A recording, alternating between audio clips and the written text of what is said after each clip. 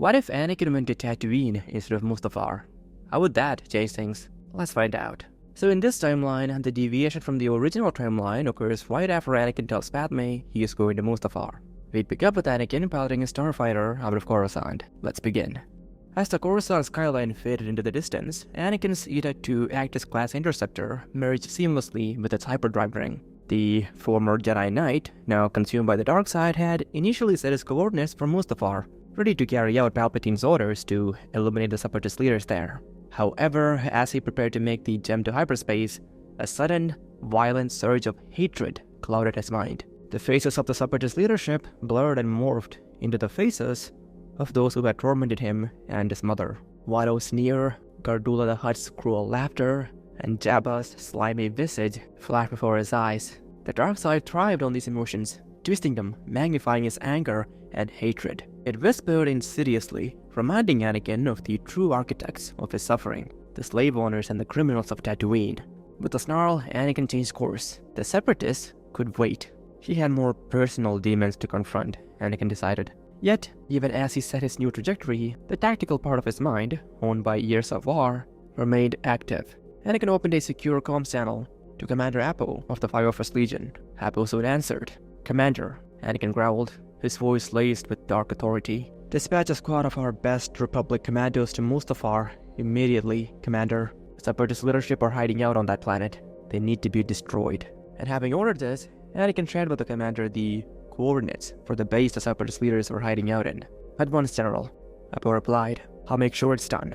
Satisfied that the elite Republic commandos would handle the situation on Mustafar, Anakin engaged his hyperdrive. The stars stretched into lines as the ship jumped to hyperspace. Anakin's grip tightened on the controls, his knuckles white beneath his gloves, mirroring the oppressive heat he knew awaited him on his home world. Soon after, the swirling blue of hyperspace gave way to the familiar sight of Tatooine. Its two suns, Tattoo 1 and Tattoo 2, glared down upon the planet's surface, their harsh light reflecting off the endless sea of sand on the planet. As Anakin piloted his ship through the atmosphere, waves of heat distorted the air around him. The desolate landscape stretched out below, a stark reminder of the hardships he and his mother had endured. Anakin's eyes narrowed as he spotted Mos Espa in the distance, a haphazard collection of domed buildings rising from the unforgiving desert. Landing on the outskirts of the city, Anakin emerged from his ship, his dark robes billowing in the hot, dry wind. The air around him was thick with the scent of sand and sweat, punctuated by the distant sounds of junk dealers hawking their wares, and the guttural languages of various species. As he strode purposefully towards the city, sand crunching beneath his boots, Anakin's mind raced with dark intentions. The Hutts would pay for their crimes, as would all who had profited from the misery of slaves like him and his mother. His lightsaber hung heavy at his side, a promise of the vengeance to come. As Anakin made his way through the dusty streets of Mos Espa, the twin suns beat down mercilessly. The familiar sights and sounds of his former home assaulted his senses. The stench of beast pens and the oppressive heat that seemed to seep into one's very bones. His eyes, now tinged with a sickly yellow, walked onto a familiar storefront, his first destination. Watto's shop stood much as he remembered it, a ramshackle collection of salvaged parts and dubious merchandise. The Toydarian himself hovered near the entrance, his wings buzzing irritably as he haggled with a customer. As Anakin approached, it took Watto a moment to notice him, and having seen Anakin, the junk dealer's mind raced. The approaching figure felt familiar to Watto, but he couldn't immediately place who it was. But before Watto could fully process what was happening, the distinctive snap hiss of a lightsaber pierced the air. A vibrant blue flashed before Watto's eyes, and Watto's lifeless body crumpled to the ground. The acrid smell of charred flesh mingled with the ever-present odor of oil and rust. Anakin stood over his former master, the dark side surging within him, feeding on this act of vengeance. Screams erupted around him as bystanders fled in terror, but Anakin paid them no mind. Their fear was inconsequential, mere background noise to the symphony of rage playing in his mind. With Watto's death providing an appetizer of sort, Anakin's hunger for retribution grew. His thoughts then turned to the true power brokers of Tatooine, the Hutts, the crime lords who had allowed slavery to flourish, who had profited from the misery of countless beings across the Outer Rim. Anakin's eyes, now blazing with a sinister yellow hue, scanned the street. His gaze fell upon a parked land speeder, a sleek and sturdy X-34 model, known for its reliability and speed. The beings around the speeder quickly moved aside, almost sensing the dark aura emanating from the former Jedi. Without hesitation, Anakin got into the land speeder and activated it, its repulsor lift engines humming to life. As the land speeder surged forward, the twin sons of Tatooine began their descent, casting long shadows across the desert landscape. The dunes stretched endlessly before him, a sea of golden sand that glowed with the fading light. The wind whipped around Anakin, hot and dry, carrying the scent of the arid wasteland. Anakin's destination was clear, the infamous palace of Jabba the Hutt, a fortress of crime and debauchery. The journey across the sands was swift, the land speeder cutting through the dunes like a blade. The sun stepped lower on the horizon, the sky above painted in hues of orange and purple. As he approached the imposing structure of Jabba's palace, Anakin brought the land speeder to a halt. The palace loomed ahead, a massive, weathered edifice, its architecture a blend of ancient grandeur and crude functionality. Its main gate, a towering slab of metal, stood sealed shut. Anakin dismounted from the land speeder. His eyes gleamed with a dangerous intensity, the power of the dark side coursing through him. With a simple gesture of his hand, he unleashed a powerful forced push, sending the massive door crashing inwards with a deafening roar. The palace door's echoing crash resounded through the desert stillness, a harbinger of the storm that was Darth Vader. Inside, a cacophony of alarms blared, stirring the palace occupants to a chaotic scramble. Anakin moved like a shadow, his presence a dark cloud over the palace, his every step heavy with the weight of destiny and vengeance. The corridors of Jabba's palace was a labyrinth of stone and metal, winding paths that led deeper into the heart of the Hutt's domain. The walls, lined with ancient carvings and trophies from conquests, seemed to close in around the intruder. The flickering torches cast shadows, dancing around the floor as if to greet the darkness now walking among them. As Anakin approached the main hall, a squad of Gamorrean guards, their green skin glistening with sweat, moved to intercept him. These creatures, known for their brute strength and loyalty to Jabba,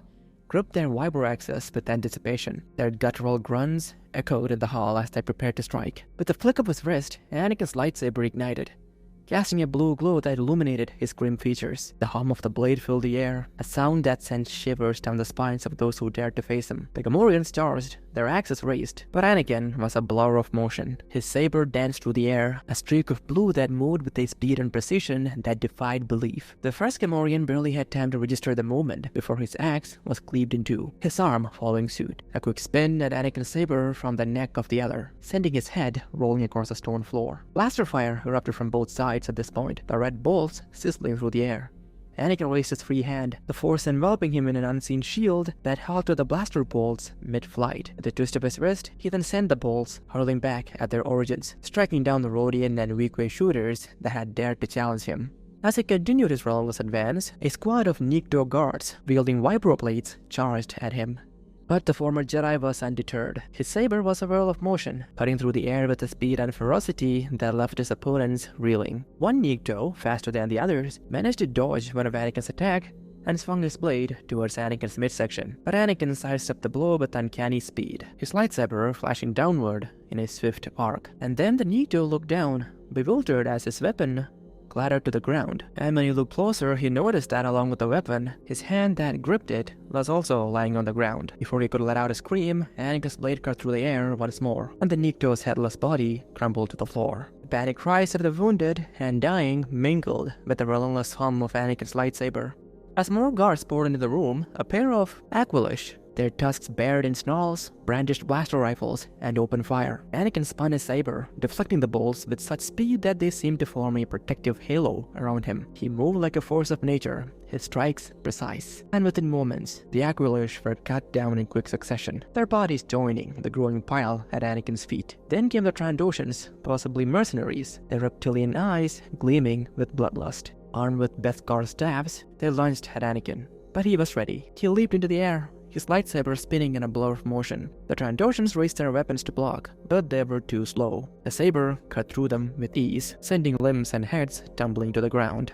The guards remaining at this point hesitated, fear evident on their faces as they saw the carnage that Anakin had wrought. Some even dropped their weapons and fled, while others stood paralyzed, unsure of whether to fight or run. Anakin's eyes, burning with the fire of the dark side, scanned the room. His gaze settled on a group of guards in the corner.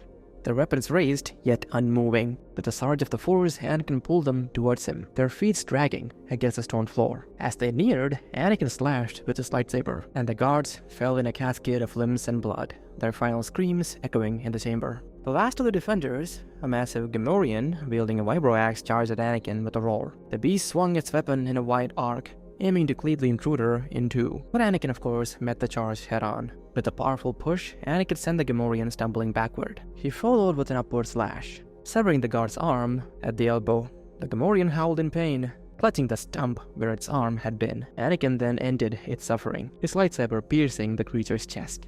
The room fell silent, save for the low hum of Anakin's lightsaber and the crackling of torches. Bodies lay strewn across the floor, the air heavy with the stench of death. Anakin stood amidst the carnage, his eyes glowing bright yellow.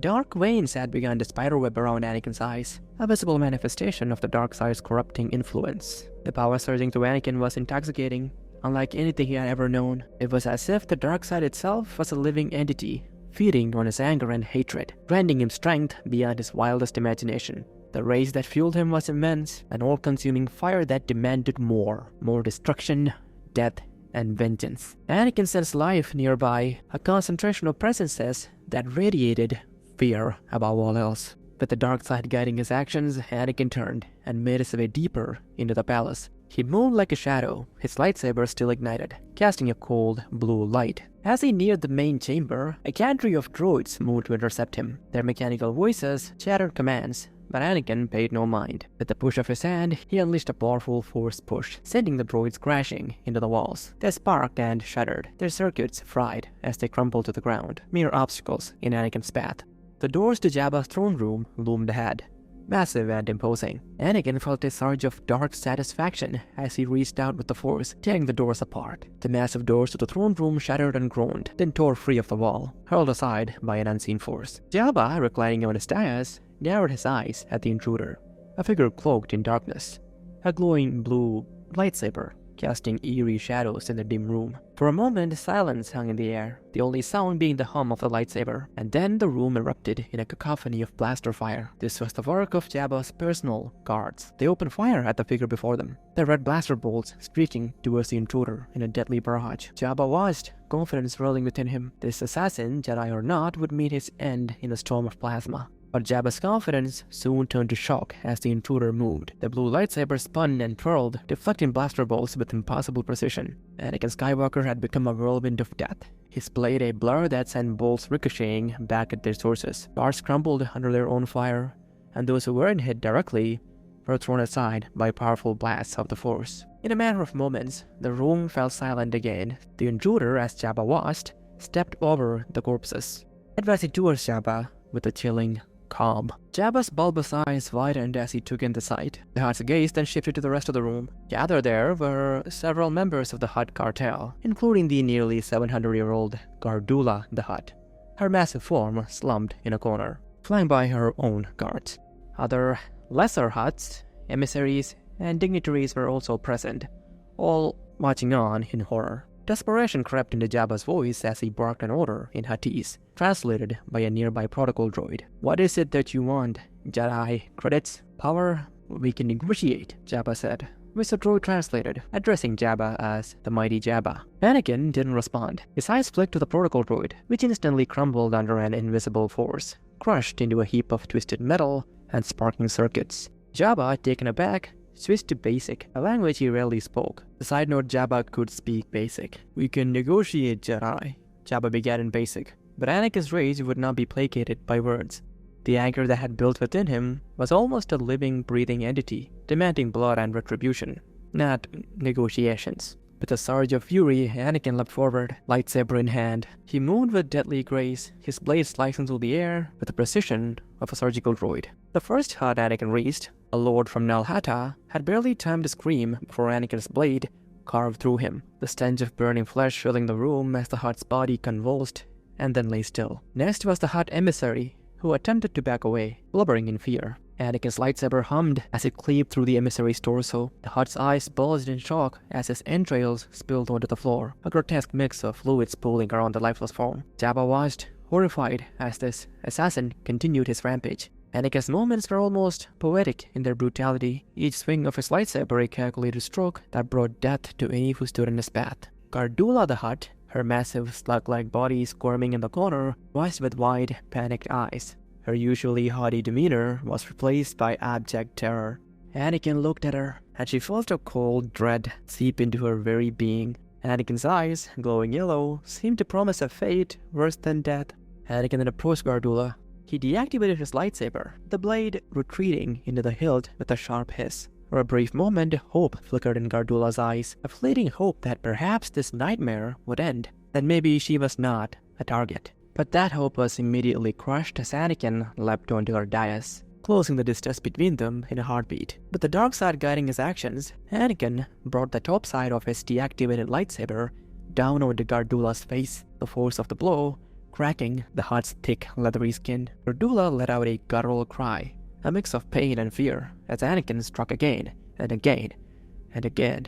Anakin was now using his lightsaber like a knife almost, stabbing down into the Hutt's face. The blade, though deactivated, punctured Gardulla repeatedly, causing blood to flow freely, and Gardulla's blood started oozing into the lightsaber's emitter, pooling inside the hilt. Gardulla's cries of agony filled the chamber, a harrowing sound that mingled with the wet, sickening noise of flesh tearing under the repeated strikes. As Anakin continued to stab, the blood seeped deeper into the lightsaber, and then as Anakin swung his deactivated lightsaber for another blow, he ignited the blade mid-swing. The blood that had gathered in the emitter and the hilt was expelled with the force of Anakin's swing, shooting out in a spray. And because of this, for a brief moment, the blue blade seemed red, the blood arcing through the air before evaporating in a hiss of steam. Gardulla's screams subsided into gurgles, her eyes rolling back as her massive form convulsed. Anakin stood over her, his chest heaving, the dark side surging through him like a living entity. His eyes, glowing with a malevolent yellow, flicked to the dais where Jabba still sat. His expression, a mix of shock, fear, and disbelief.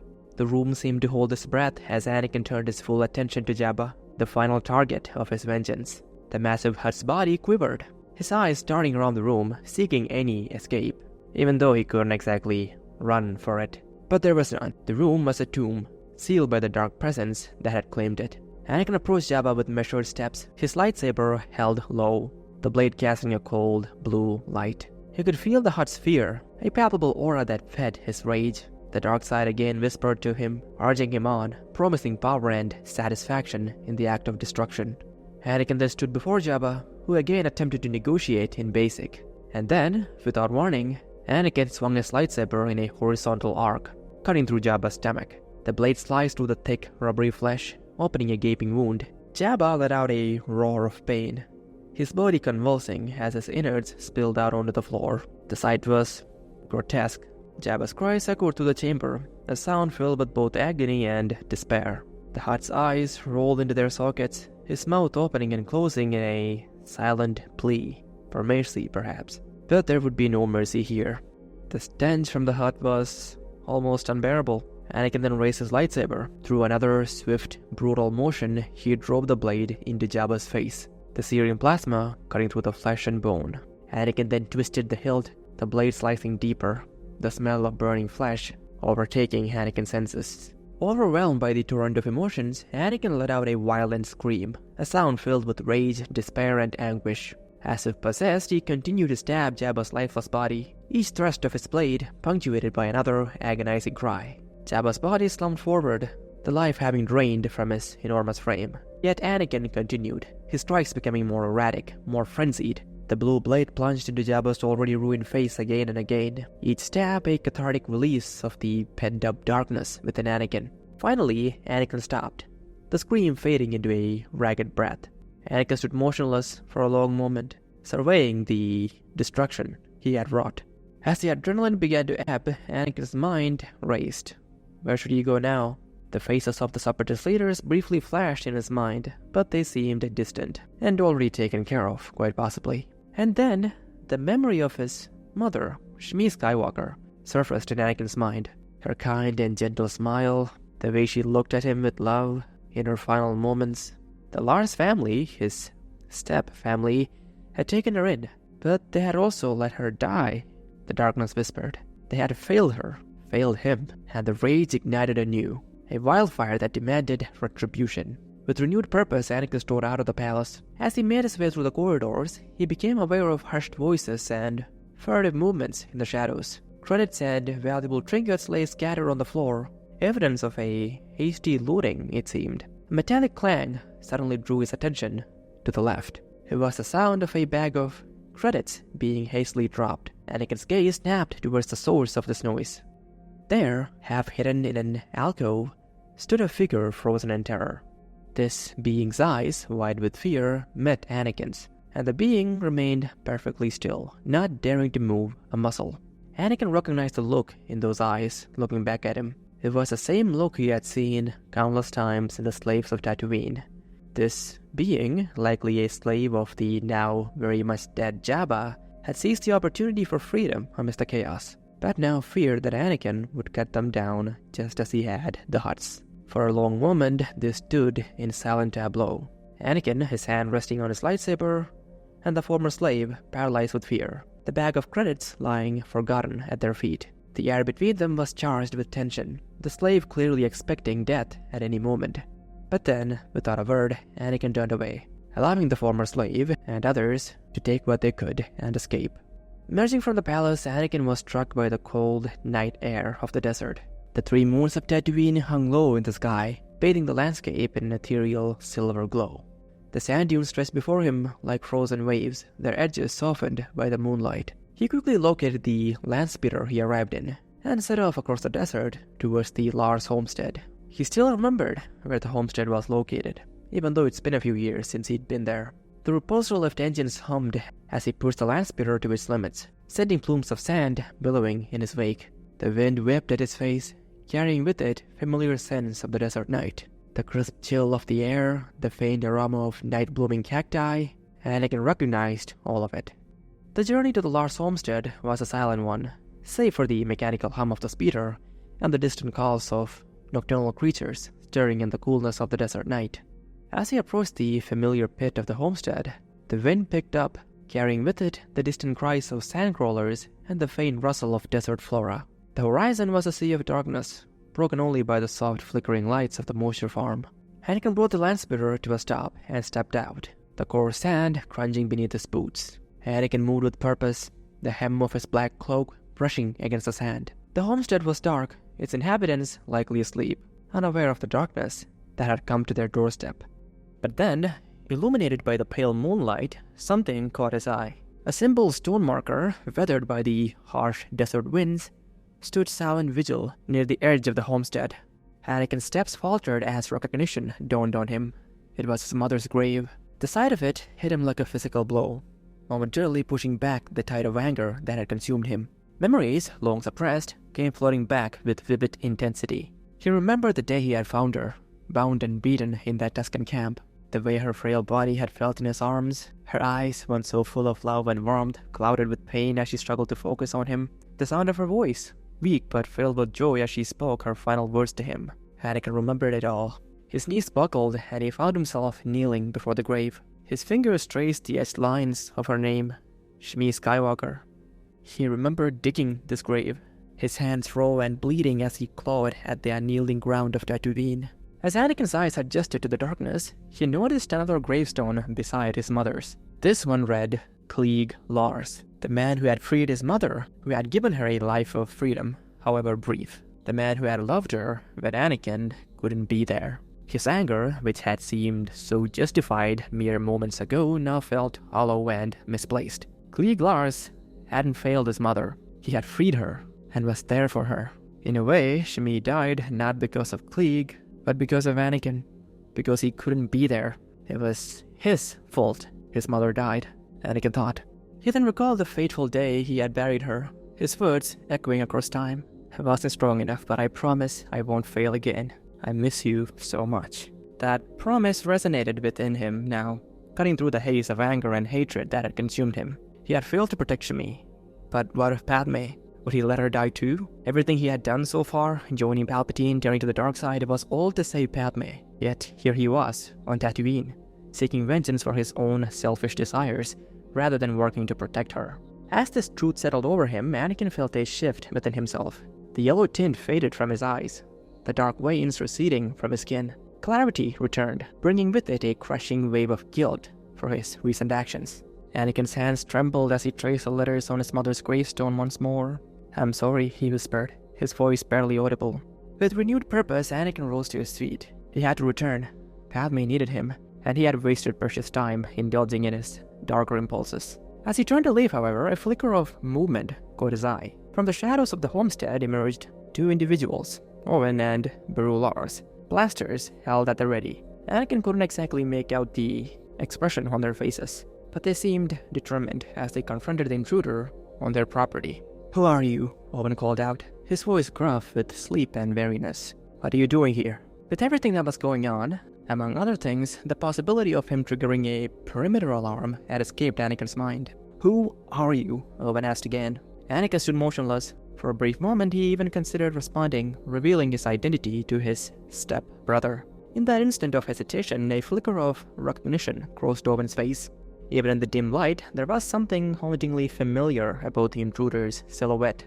The side of his shoulders, the way he stood, it tugged at Owen's memory. Before Owen could confirm his suspicions, however, Anakin raised his hand in a swift, fluid motion. The Force responded to his call, invisible yet potent. The desert itself seemed to come alive. A great cloud of sand erupted from the ground, swirling upward in a violent maelstrom. The air filled with countless grains, each one catching the moonlight to create a shimmering veil between Anakin and the Lars couple. The sand stung their eyes and clogged their nostrils, forcing them to shield their faces and stumble backward. Owen and Beru coughed and sputtered, momentarily blinded by the unexpected sandstorm. In the chaos of the moment, neither Owen nor Beru heard the soft crunch of boots on sand or the whisper of a cloak in the wind. By the time the artificial sandstorm began to settle, leaving a fine layer of grit on everything in sight, the intruder was already gone. All that remained of the intruder's presence was the distant sound of a land speeder, an X-34 as Owen recognized. Anakin piloted his commandeered land speeder across the desert. He had to return to his starfighter and get back to Coruscant. There was no reason to remain here. As the horizon began to lighten, with the approach of dawn, Anakin spotted his starfighter, still where he had left it, in the outskirts of Mos Espa. Anakin quickly got in and flew his starfighter out of Tatooine. The starfighter soon merged with the ring and entered hyperspace, bound for Coruscant. Suddenly, Anakin felt a wave of anxiety. He needed to contact Padme to ensure her safety. The communications panel lit up as he tried to reach her, but there was no response on the other end. Each failed attempt only heightened his panic, his mind racing with thoughts of what might have happened. The journey to Coruscant felt interminable, each passing moment amplifying his fears. Anakin's thoughts became a collection of dark possibilities, his hands gripping the controls tightly. Upon exiting hyperspace, Coruscant loomed before him, its glittering cityscape sprawling across the planet's surface. Anakin wasted no time, heading straight to Padme's apartment in the Senate District. The bustling city was beginning to awaken, the sky filled with the hum of speeders and the distant roar of traffic. As he approached the familiar building, his heart pounded in his chest. Landing the starfighter with practiced ease, Anakin hurried into Padme's apartment. Inside, Padme was nowhere to be seen. Everything was eerily quiet. The soft, warm colors and elegant decor did nothing to calm his racing heart. Anakin called out for Padme, his voice reverberating through the empty rooms. There was no response. Frustration and fear mingled in his mind, clouding his senses once more. He needed answers, and he needed them now. Anakin soon contacted Captain Typho, Padme's chief of security. But upon asking him where Padme was, Anakin felt like Typho was trying to hide something from him. And so Anakin decided to pay Typho a visit. And Anakin soon met with Captain Typho. "Captain, where is the senator?" Anakin demanded once they met, his voice tight with barely restrained urgency. "General Skywalker, Typho began, but Anakin cut him off, his patience worn thin. "Where is she?" Anakin repeated, his tone leaving no room for evasion. So, side note, the reason Typho would be hesitant to tell Anakin everything is because, when she left, Padme had told Typho that she was leaving on a personal errand, and that it should remain personal, implying that Typho shouldn't tell anyone where she was going or what she was up to. This is evident in the novelization for Revenge of the Sith. But the most important part is that Typho didn't know that this personal errand of Padme had anything to do with Anakin. And Typho, of course, didn't know that Anakin and Padme were married, and so he is hesitant to tell Anakin where Padme went. And sensing this hesitance, Anakin reached out with the Force, his mind pressing against Typho's defenses. The captain's eyes glazed over, his will bending under the pressure. She went to Mustafar," Typho confessed, his voice monotone. She took C-3PO with her. She insisted it was a personal matter. Mustafar? She must have gone there to find him, Anakin realized. Anakin immediately contacted Apo, the commander who he had put in charge of dealing with the separatists on Mustafar. Apo soon answered, and before Anakin could say anything, Apo told him that he was on Mustafar with the commandos and that they have secured the facility. The separatist leaders have been captured, General, but not without resistance. Several of our men were injured, but the operation was successful. Anakin's jaw clenched. He had no time for any of this, and he didn't really care. Senator Amidala, Commander, is she there? She demanded. Senator Amidala arrived shortly after the operation commenced, General. She was unharmed and asked for you. We sent her back to Coruscant as you were not here. Anakin entered the transmission. There was nothing more Apo could tell him. He again tried contacting Padme, but again there was no answer. So what had happened? Well, in this timeline, Padme would still head over to Mustafar, because she didn't know that Anakin had changed course, and Obi-Wan would still be there. And once Padme got to Mustafar, she would be met with the presence of clone troopers there. She would ask them if Anakin was there, and they would inform her that he wasn't, and that she should go back to Coruscant immediately, and Padme would do so. But Obi-Wan would be listening. And on their journey back to Coruscant, Obi-Wan would reveal himself, and he would tell Padme that he had snuck aboard to make sure that she stays safe in Anakin's presence. They would argue back and forth, with Padme telling Obi-Wan that Anakin is doing simply what is ordered of him, and Obi-Wan arguing with Padme that Anakin is not the same Anakin she remembers, and that if she goes back to him, she would be putting the lives of her children at risk. Padme would still not be convinced, but then Obi-Wan would contact Bail Organa, and Bail would speak with Padme, confirming everything that he saw in the temple and Anakin's part in it, because Bail Organa had gone to the temple, and he did see a Padawan getting shot down by the clones. But Padme would still not be convinced, but she would be convinced enough to go to Polis Massa, and for the time being she would silence her communicator, until she knows exactly what is going on. So what do you think would happen there? What if Padme did not die in Revenge of the Sith? Anyways, I hope you liked the video. Thank you to CJ Russell, Lord Newt, Rufus Nelson IV, Aaron, Rashid, Z Quick C1, Daniel Bell, and Yesver Vinicius for supporting me on Patreon, and thank you to Michael Sampson and Robert Mercer for becoming channel members. And if you too want to support the channel for $1 or more a month, check out my Patreon, link is in the description where you can do that. So check out my Patreon if you have the time. Anyways, goodbye, have a good day or night.